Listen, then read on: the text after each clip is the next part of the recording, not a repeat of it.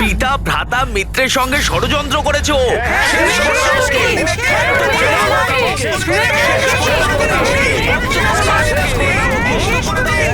সমস্ত প্রজা বালির বিনাশ চায়, হনুমান ওদের কথাই বলে না, বালির বিনাশ করে দেয়।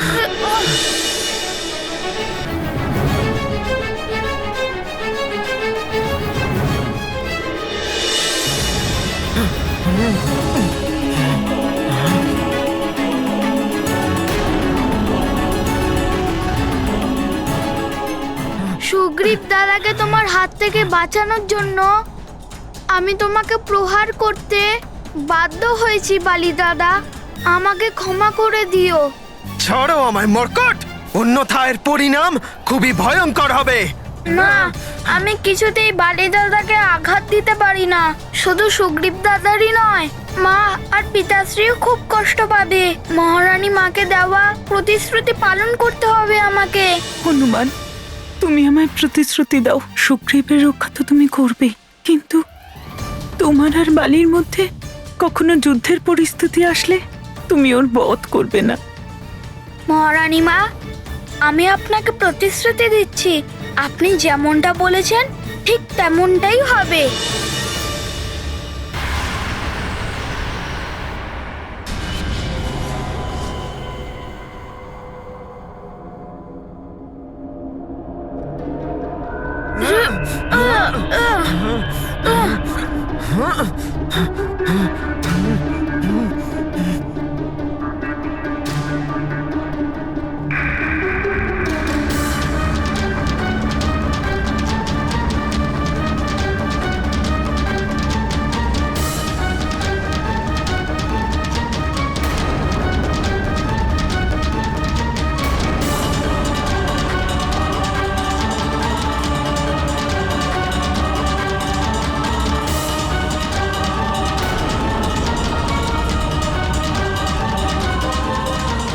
এই অসময়ে সূর্যাস্ত?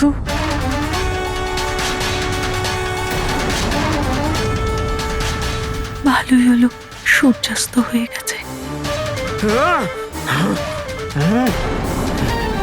এই সূর্যাস্ত এত শীঘ্র কি করে সম্ভব?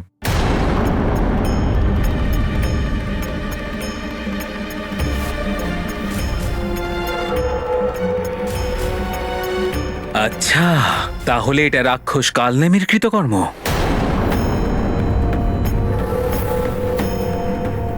মায়াবী মেঘের দ্বারা মিথ্যে সূর্যাস্ত। লঙ্কেশের আদেশ অনুসারে আমি নিজের মায়াবী মেঘ সৃষ্টি করে সূর্যকে ঢেকে দিয়েছি।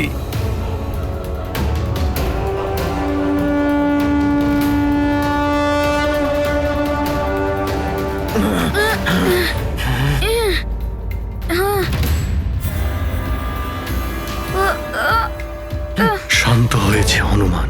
আমার বিশ্বাস ছিল যে হনুমান বালিকে কোনো বড় আঘাত করবে না। পুত্র বালি, বালি দাদা, আমায় ক্ষমা করে দাও। এবার ওঠো, যুদ্ধ সমাপ্তি শঙ্খ বেজে উঠেছে।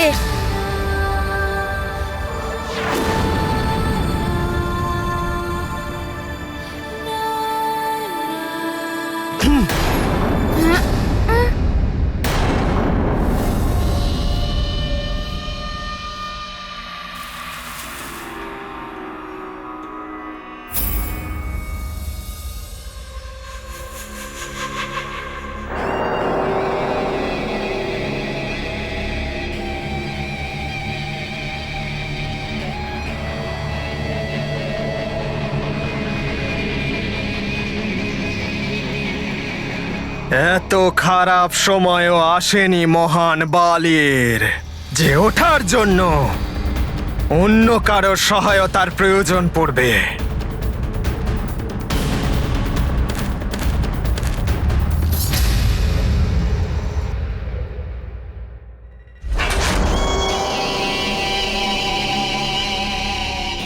আজ হয়তো দিনটা তোমার ছিল, কিন্তু কাল আমার দিন হবে। তোমার জীবনে অন্তিম দিন।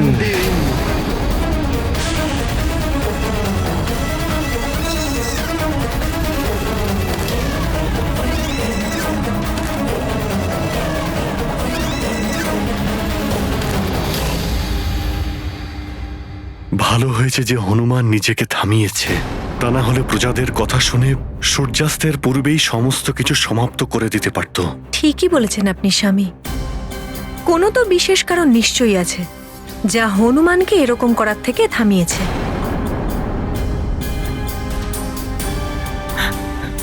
হনুমান, তুমি তোমার প্রতিশ্রুতি রেখেছ পুত্র।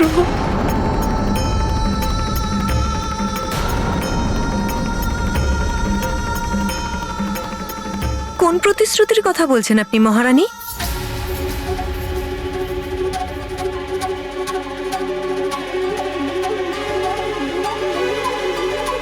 আমি দেখছিলাম মহারানী, এরকম ভয়ঙ্কর যুদ্ধ হচ্ছিল, কিন্তু আপনাকে দেখে তো মনেই হচ্ছিল না যে যে বালির প্রাণ সংশয় নিয়ে আপনার কোনো চিন্তা আছে। হ্যাঁ, সন্দেহ তো আমারও হয়েছিল। পুত্র সুপুত্র হোক বা কুপুত্র, কিন্তু একজন মা তার নিজের সন্তানের প্রাণ সংকটে আছে দেখে এত শান্ত কি করে থাকতে পারে? পুত্রের প্রত্যেকটা আঘাতের আভাস মায়েরও হয়। এমন কিছু আছে যা আপনি আমাদের সকলের থেকে লুকোচ্ছেন। বলুন মহারানী, কি প্রতিশ্রুতি চেয়েছিলেন আপনি হনুমানের থেকে?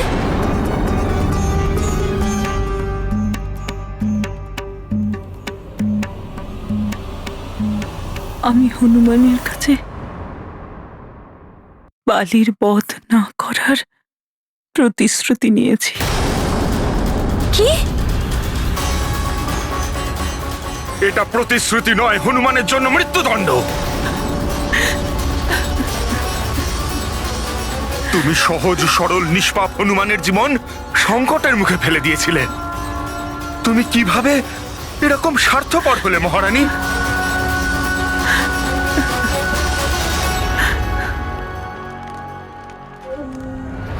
কোকাট, দাঁড়িয়ে দাঁড়িয়ে দেখছো কি?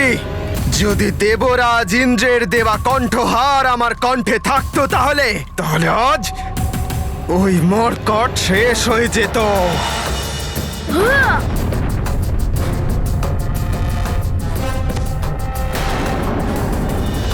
যাও, খুঁজে আনো ওই কণ্ঠহার। কাল ভোরের মধ্যে ওই কণ্ঠহার আমার চাই, না হলে। আপনি চিন্তা করবেন না মহারাজ, আমি সব সৈন্যকে নিয়ে যুদ্ধভূমিতে যাচ্ছি। ওই কণ্ঠহার অবশ্যই পাওয়া যাবে।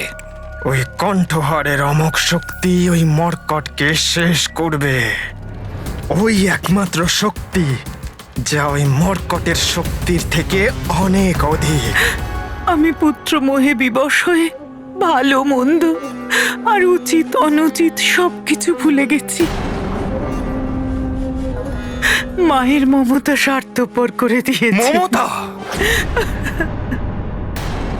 মমতার মতো একটা পবিত্র ভাবনাকে তো কলুষিত করেছো তুমি।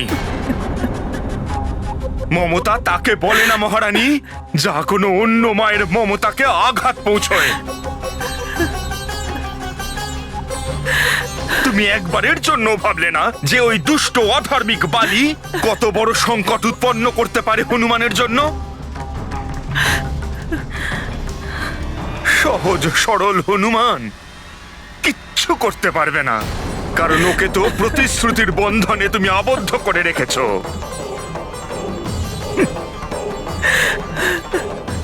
যে হনুমান আমাদেরই পুত্র সুগ্রীবকে সংকটের হাত থেকে রক্ষা করার চেষ্টা করছে, তোমার জন্য আজ সে নিজেই সংকটে।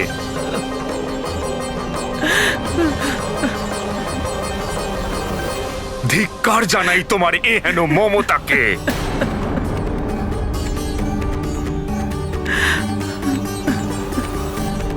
আর ভগবানও তোমাকে এর জন্য কোনো দিন ক্ষমা করবে না। ক্ষমা করবেন মহারাজ, ওনার কোনো দোষ নেই। মায়ের হৃদয় এরকমই হয়, নিজের পুত্রের সুরক্ষাই সর্বোপরি হয়। যে কোনো মা এরকম অবস্থাতে এরকমই করত। কিন্তু এ ঘোর অনুচিত। ওর জায়গায় যদি আপনি থাকতেন, আপনি কখনোই এরকমটি করতে পারতেন না দেবী অঞ্জনা।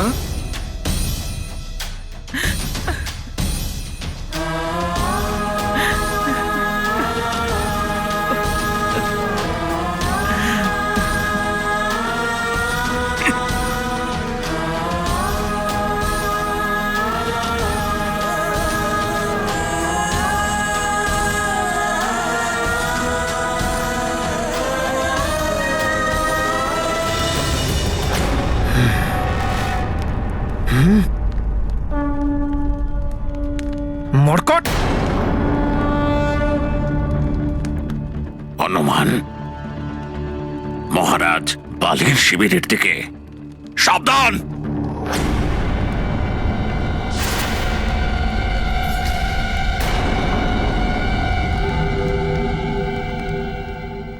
আপনারা সবাই অস্ত্র কেন তুলেছেন?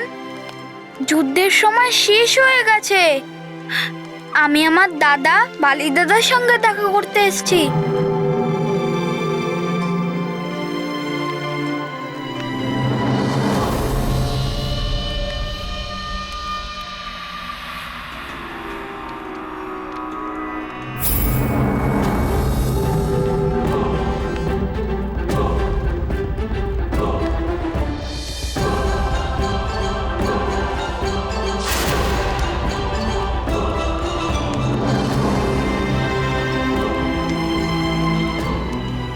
বালি দাদা, দাদা না, শত্রু বলো। মহান বালি, শত্রু তোমার, শুধুমাত্র শত্রু। বালি দাদা, এমনটা তোমার মনে হচ্ছে, কিন্তু আমি তো তোমার এই রূপে আমি বালি দাদাকে দেখতে পাচ্ছি। ব্যাস ব্যাস,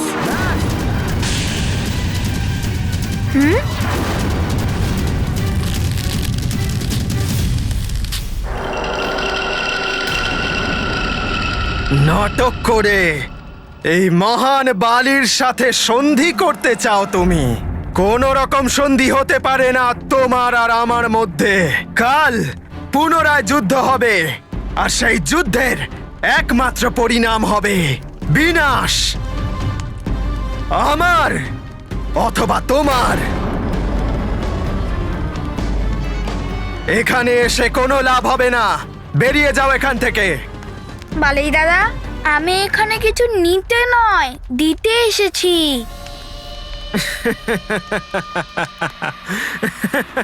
মহানতম বালিকে তুমি কিছু দেবে? মহান বালিকে কি দিতে পারো তুমি?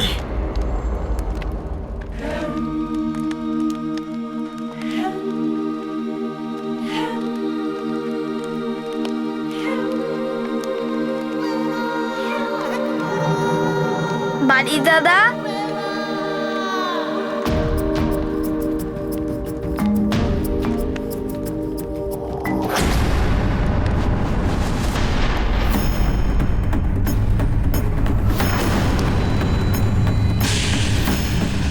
বালি দাদা, এটা দেবরাজ ইন্দ্রের শক্তিদায়ী দিব্য কণ্ঠহার। আমি যুদ্ধভূমিতে পেয়েছি। এটা তোমারই, তাই না?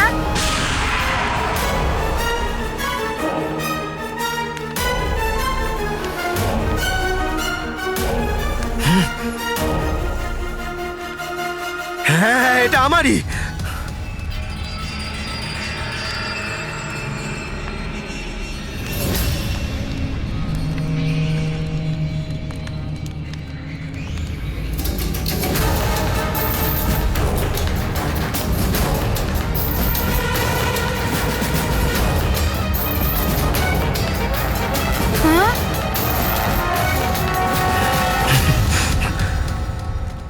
তুমি এখানে দাঁড়িয়ে আছো কেন?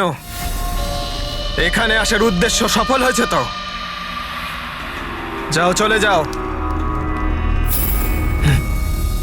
প্রণাম বালি দাদা।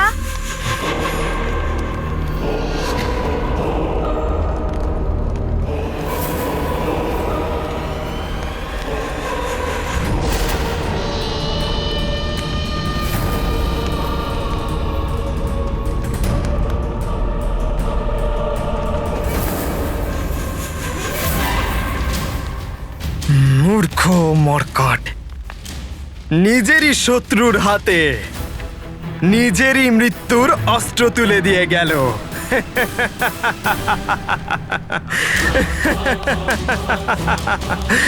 এত প্রসন্নতা কিসের মহারাজ?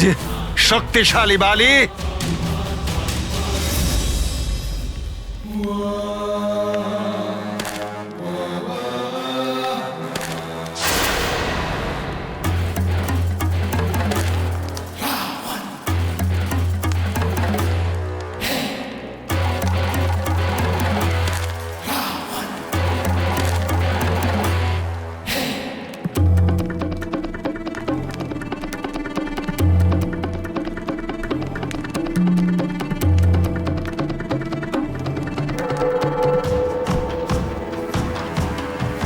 যুদ্ধে পরাস্ত হবার জন্যে, নাকি তুমি আজকে প্রাণে বেঁচে গেছো বলে? আজ আমি সেই বালিকে খুঁজে পাচ্ছি না, যে নিজেকে পরম শক্তিশালী মনে করে। লঙ্কেশ, বালি শক্তিশালী ছিল, বালি শক্তিশালী আছে, আর বালি শক্তিশালী থাকবে। হাত নিচে নামাও বালি। আজ যুদ্ধক্ষেত্রে তুমি ওই বানর বালকের অর্ধেক শক্তি প্রাপ্ত করে নিলে, তবুও ওই বানর বালক তোমার এই রকম দুর্দশা করলো। এটা তো ভালো হয়েছে যে যথা সময়ে আমি কাল নেমিকে পাঠিয়ে দিয়েছিলাম, যাতে ও সূর্যাস্তের ভ্রম উৎপন্ন করে।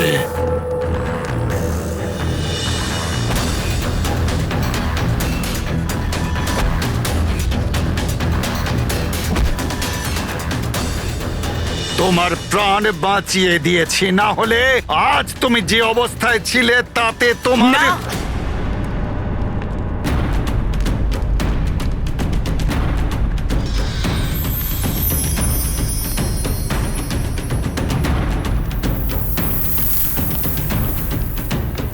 কালনেমির মায়া নয়, তোমার রক্ষা করেছে হনুমানের প্রতিশ্রুতি।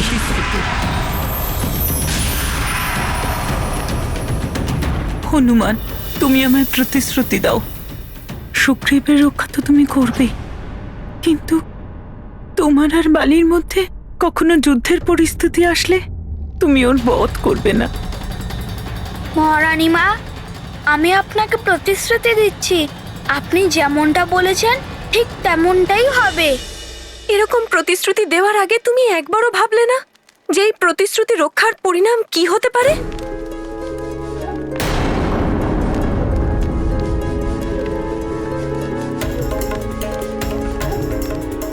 মা, আমি বালি দাদাকে বড় দাদার মতো মনে করি, আর বালি দাদার মাতাকে আমি মায়ের মতো মনে করি। কিন্তু আমিও তো তোমার মা, আমার মমতার কথা কি তোমার একবারও মনে পড়লো না? মা, আমি তোমার দেওয়াই শিক্ষা আমি পালন করছি মা। সমস্ত মায়ের সম্মান করা শিক্ষা আমি তোমার কাছ থেকেই শিখেছি মা। তাহলে আমি একজন মাকে কি করে কষ্ট দিতে পারি? আমাকে হনুমান প্রতিশ্রুতি দিয়েছিল যে ও তোমার বধ করবে না।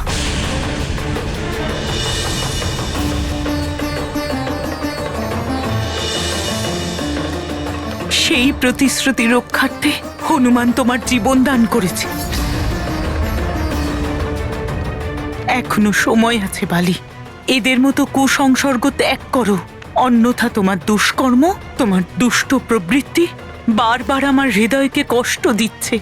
যেন এমন না হয় যে বিবশ হয়ে আমার পুত্রমোহ ত্যাগ করে হনুমানকে তার প্রতিশ্রুতি থেকে মুক্ত করতে হয়। ব্যাস! মর্কটের গুণগান আর শুনতে চাই না আমি। ওই মর্কট আমার শত্রু ছিল, আর সর্বদা আমার শত্রুই থাকবে। আর যে ওই মর্কটের সঙ্গ দেবে সেও আমার শত্রু হবে, সে আমার মা হোক বা আমার ভাই।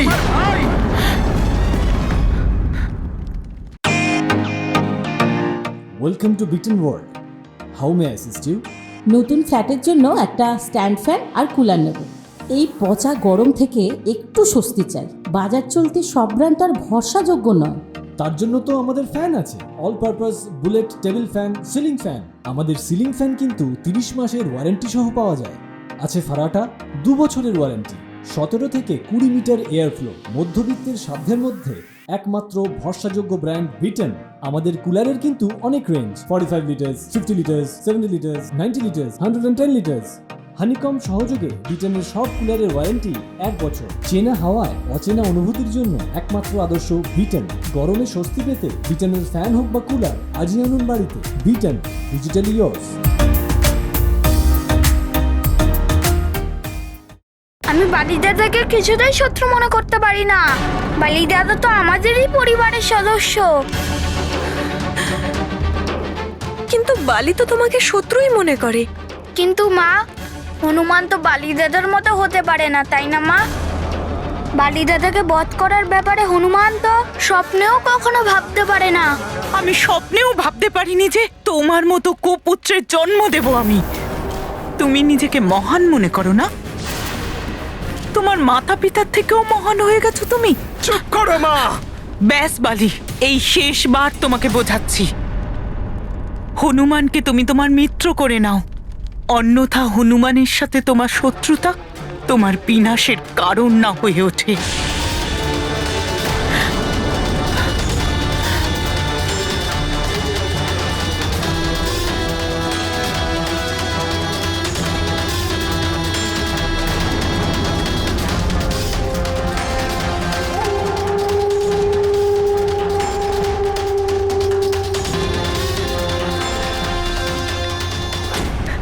ঠিক আছে, ভেবো না বালিকে বধ করার সম্পর্কে, কিন্তু নিজের সুরক্ষার জন্য তো সতর্ক থাকতে পারো, তাই না?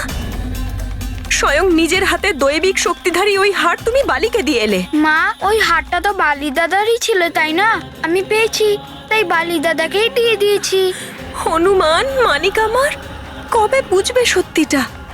সত্যিটা হলো বালির প্রত্যেকটা আঘাতের লক্ষ্য হলে তুমি, আর ওই দৈবিক শক্তিধারী হারের প্রয়োগ ও তোমার বিরুদ্ধেই করবে। মায়ের কথা শোনবার পর মস্তিষ্ক তোলপাড় হচ্ছে, তাই না মহারাজ শক্তিশালী বালি? তোমার এরকম দুর্বলতা মানায় না। দুর্বল তো কাল তোমার ওই শত্রু বানর বালক হবে। কি বলতে চাইছো লঙ্কেশ? এটাই যে যদি কাল রণভূমিতে তোমার পরম শত্রু ওই বানর বালক বলশালী নয় বলহীন অবস্থায় আসে, তখন তুমি কি করবে? মনের মধ্যে দয়ার সঞ্চার হবে না তো? দয়া ওই মর্কটের ওপর? কেটে ফেলবো ওকে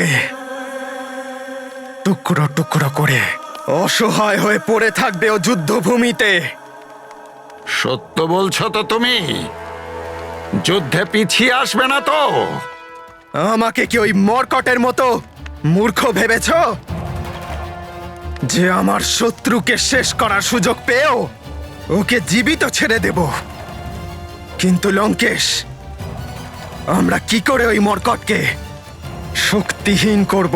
হনুমান মানিক আমার, বরদান প্রাপ্ত হয়ে বালি খুব শক্তিশালী হয়ে গেছে, আর স্বয়ং ইন্দ্রদেবের দেওয়া অমোঘ শক্তিধারী ওই দৈবিক হার, তার প্রয়োগ তো ও আজকেই করতো তোমার উপর।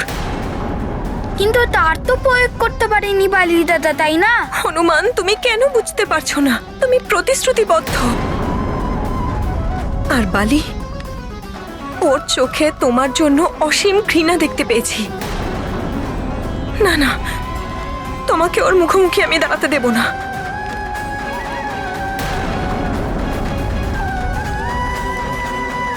মা, হনুমান তো সত্য আর ধর্মেরই পথ বেছে নিয়েছে। তুমিই তো আমায় শিক্ষা দিয়েছিলে বিজয় তারই হয় যে সত্য আর ধর্মের পথ বেছে নেয়। তাহলে ভয় কিসের?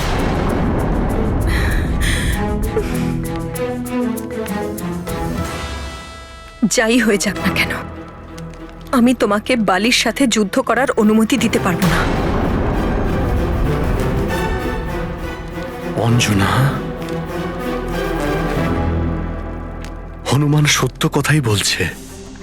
অধর্মী যতই শক্তিশালী হোক না কেন, কিন্তু ধর্মের পথে যে চলে তার কোনোদিনও ক্ষতি করতে পারে না। ধর্মের পথে চলে তুমি ওর কোনো ক্ষতি করতে পারবে না। অবশ্যই তুমি রাবণের একটা কথা তুমি তোমার মস্তিষ্কতে চিরকালের মতো গেঁথে রেখে দেবে। মহারাজ শক্তিশালী বালি যোদ্ধা রণভূমিতে ধর্ম আর অধর্ম বিচার করার জন্য লড়াই করে না, আর এটাই হলো সত্য।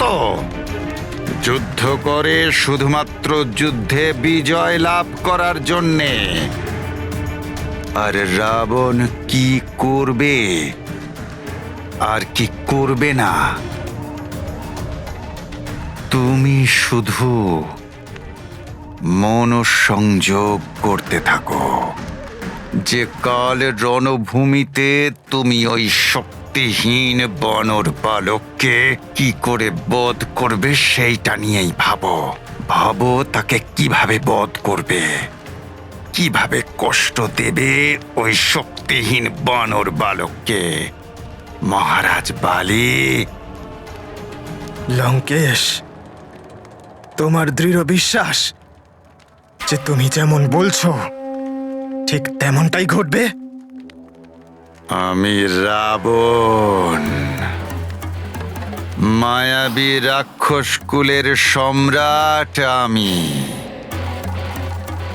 আমার মায়াবী ষড়যন্ত্র থেকে কখনো কোনো দেবতা অবধি বাঁচতে পারেনি, তবে ওই বানর বালক কি করে বাঁচবে?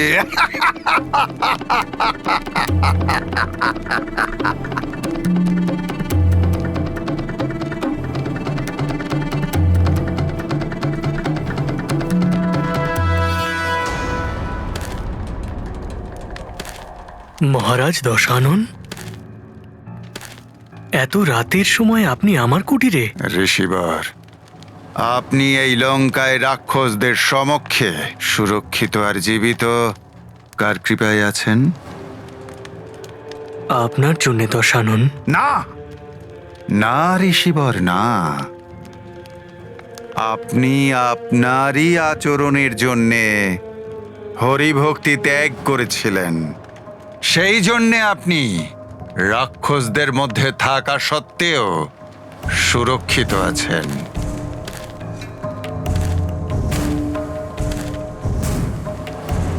রাক্ষসরা আপনাকে ভোজন এবং আশ্রয়ও দিয়েছে। আপনি সত্য বলছেন দশানন। আপনার তো এই সব কিছুর প্রতিফল স্বরূপ কিছু না কিছু করা উচিত ঋষিবর।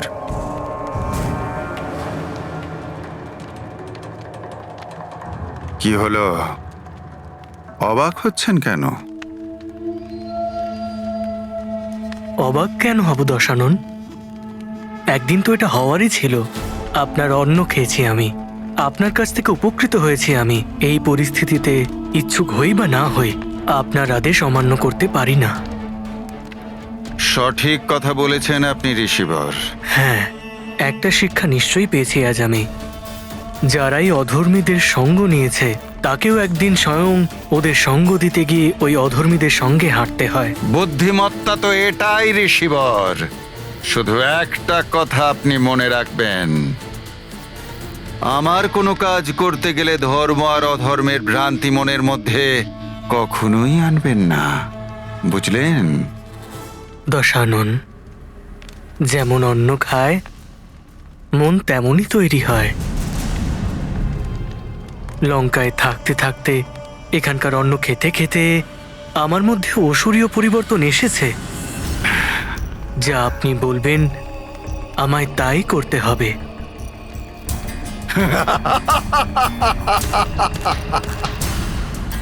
এটা অনুচিত হচ্ছে। রাবণ যে ষড়যন্ত্র রচনা করছে তাতে নিষ্পাপ হনুমান দুর্বল হয়ে যাচ্ছে। বালি তো প্রথম থেকেই শক্তিশালী। যদি রাবণ তার কুকীর্তিতে সফল হয়ে যায় তো হনুমানের ওপর মহা সংকট উৎপন্ন হবে। রাবণ, তুমি যতই ষড়যন্ত্র রচনা করো কিন্তু হনুমানকে সংকটে ফেলতে পারবে না। আমি জানি এখন কি করতে হবে।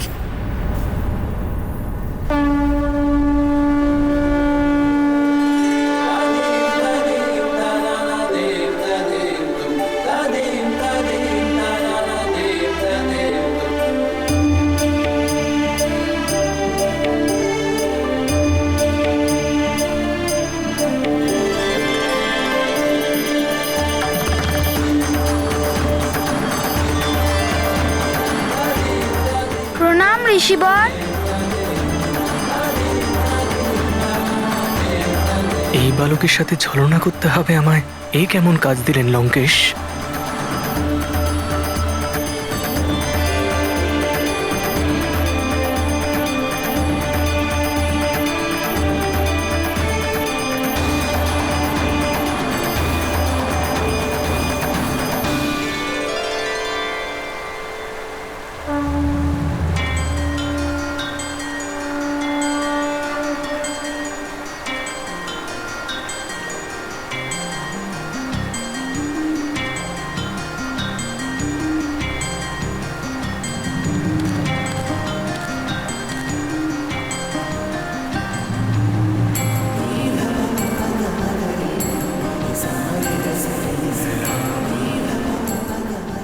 হলো ঋষিবর? আপনি কিছু চান আমার কাছ থেকে? হ্যাঁ, বলুন কি চান আমার কাছ থেকে? যা চাইবো তা দেবে, নাকি শুধুমাত্র আমার মন রক্ষার্থে বললে? আপনি যেটা চাইবেন আমি সেটা অবশ্যই দেব। আমি কোনো ব্রাহ্মণকে খালি হাতে ফেরাতে পারি না। আরেকবার ভেবে নাও বালক, আমি তোমার থেকে যা ইচ্ছে চাইতে পারি। আপনার ইচ্ছা অবশ্যই পূর্ণ হবে। বলুন যে এই কেশরী নন্দন হনুমান কি সেবা করতে পারে আপনার? আমি তোমার থেকে দান চাই, তোমার সমস্ত বরদানের শক্তি। হ্যাঁ?